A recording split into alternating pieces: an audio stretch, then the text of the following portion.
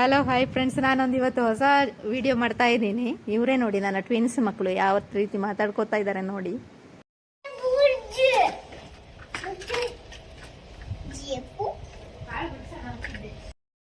ಇದು ನನ್ನ ಗಾರ್ಡನ್. ಇದರ ಬಗ್ಗೆನೇ ನಾನು ಇವತ್ತು ವಿಡಿಯೋ ಮಾಡ್ತಾ ಇರೋದು. ನೋಡಿ ಎಷ್ಟೆಲ್ಲ ಗಿಡಗಳಿದಾವೆ ಅಂತ ತೋರಿಸ್ತೀನಿ. ನನಗೆ ಗಿಡ ಅಂದರೆ ತುಂಬ ಇಷ್ಟ. ನಾನು ಸ್ವಲ್ಪ ಜಾಗ ಇದ್ರೂ ಅಲ್ಲಿ ಗಿಡ ಬೆಳೀತಾ ಇರ್ತೀನಿ. ನೋಡಿ ಮೆಣಸಿನ ಗಿಡ ಹೆಂಗೆ ಹಾಕಿದ್ದೀನಿ ಅಂತ ಎರಡು ಬಿಟ್ಟಿದೆ. ಇಲ್ಲೊಂದು ಹಣ್ಣು ಆಗೈತೆ ನೋಡಿ, ಎರಡು ಕಾಯಿ ಆಗೈತೆ. ಜಾಸ್ತಿ ಮುಗ್ಗ ಇದ್ದಾವೆ. ಚಳಿಗಿರ್ಬೇಕೇನೋ, ಸ್ವಲ್ಪ ಲೇಟಾಗಿ ಆಗ್ತಾ ಇದೆ. ಗೊಬ್ಬರ ಸ್ವಲ್ಪ ಹಾಕಿದ್ದೀನಿ, ನೋಡಬೇಕು. ಇದೊಂದು ತಾತ ನನಗೆ ಇದ್ರದ್ದು ನುಗ್ಗೆಕಾಯಿ ಇದು ಕೋಲ್ ಕೊಟ್ಟಿದ್ರು. ಈ ಥರ ಹಾಕ್ಬಿಟ್ಟು ಮೇಲೆ ಸಗಣಿ ಹಿಂಗೆ ಕವರ್ ಮಾಡಿಟ್ರೆ ಗಿಡ ಬರುತ್ತೆ ಅಂತ. ಇಲ್ಲಿ ಬಂದಿದೆ ನೋಡಿ, ಸ್ವಲ್ಪ ಬಂದಿದೆ, ನೋಡ್ಬೇಕು ಇನ್ನು. ಅದು ಚೆನ್ನಾಗಿ ಬಂದಮೇಲೆ ನೆಲದ ಮೇಲೆ ನಡಬೇಕು. ಪಾಲಕ್ ದಂಟು ಮನೆ ತಂದಿದ್ರು ಸಂತೆಯಿಂದ, ಅದನ್ನು ತಂದು ಇಲ್ಲಿ ಗಿಡ ಹಾಕಿದ್ದೆ. ಅದು ನೋಡಿ ಚೆನ್ನಾಗಿ ಬಂದಿದೆ. ವೇಸ್ಟ್ ಮಾಡಿ ಕಟ್ ಮಾಡುವ ಬೇರಿದೆಯಲ್ಲ, ಅದನ್ನು ಕಟ್ ಮಾಡಿ ಹಿಂಗೆ ನೆಲದ ಮೇಲೆ ಹಾಕಿದ್ರೆ ಚೆನ್ನಾಗಿ ಎಲೆ ಬಿಟ್ಕೊಳ್ಳುತ್ತೆ. ಎಲ್ಲ ಗಿಡ ಬರಲ್ಲ, ಕೆಲವೊಂದು ಬರುತ್ತೆ, ಕೆಲವೊಂದು ಅಲ್ಲೇ ಹೋಗ್ಬಿಡುತ್ತೆ.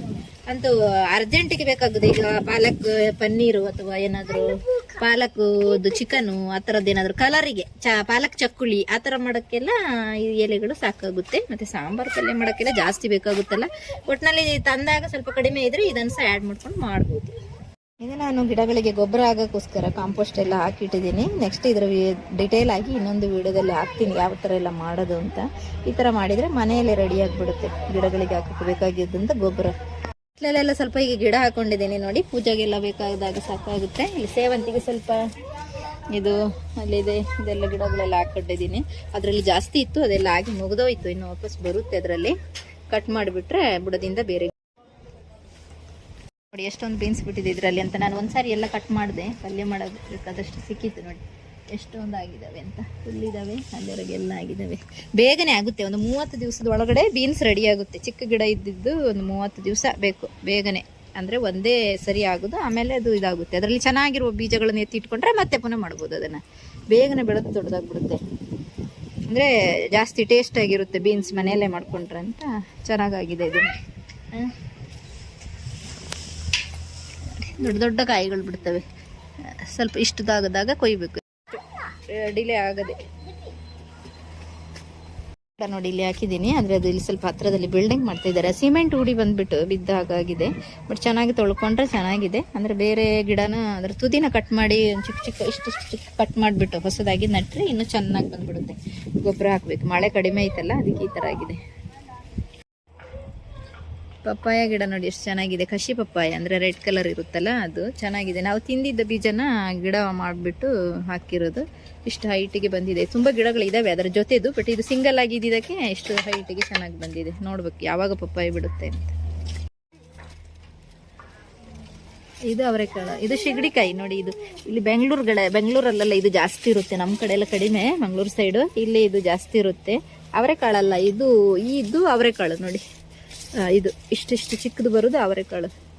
ಇದು ಸಿಪ್ಪೆ ಬಿಡಿಸಿ ಅದರ ಬೀಜ ಮಾಡ್ತಾರೆ. ಇದು ಹಾಗೆ ಡೈರೆಕ್ಟ್ ಪಲ್ಯ ಮಾಡೋದು, ಕಟ್ ಮಾಡಿಬಿಟ್ಟು ಹಂಗೇನೆ ಪಲ್ಯ ಮಾಡ್ತಾರೆ. ಅಂದರೆ ಎಳೆಯದು ಸ್ವಲ್ಪ ಕಟ್ ಮಾಡಬೇಕು ಬೀಜ ಬೆಳೆಯೋಕ್ಕೆ ಮುಂಚೆ. ಜಾಸ್ತಿ ಇದಾವೆ ಇಲ್ಲೆಲ್ಲ. ಸರಿಯಾಗಿ ಬರಬೇಕು ನೋಡಿ ಗಿಡ. ಇದು ಹಣ್ಣಾಗಬೇಕು, ಈ ಥರ ಬೆಳಿಬೇಕು. ಇದು ಬೆಳೆದ ಮೇಲೆ ಇದರ ಬೀಜ ತೆಗೆದು ಇದಾಕಬೇಕು. ಕಲರ್ ಚೇಂಜ್ ಆಗಬೇಕು. ಇದು ಫುಲ್ ಒಣಗಬೇಕು, ಎಲ್ಲೋ ಕಲರ್ ಬರುತ್ತೆ ಬೆಳೆದಾಗ. ಅದರ ಬೀಜ ತೆಗೆದು ಹಾಕಿದರೆ ಚೆನ್ನಾಗಿ ಬರುತ್ತೆ ಗಿಡ.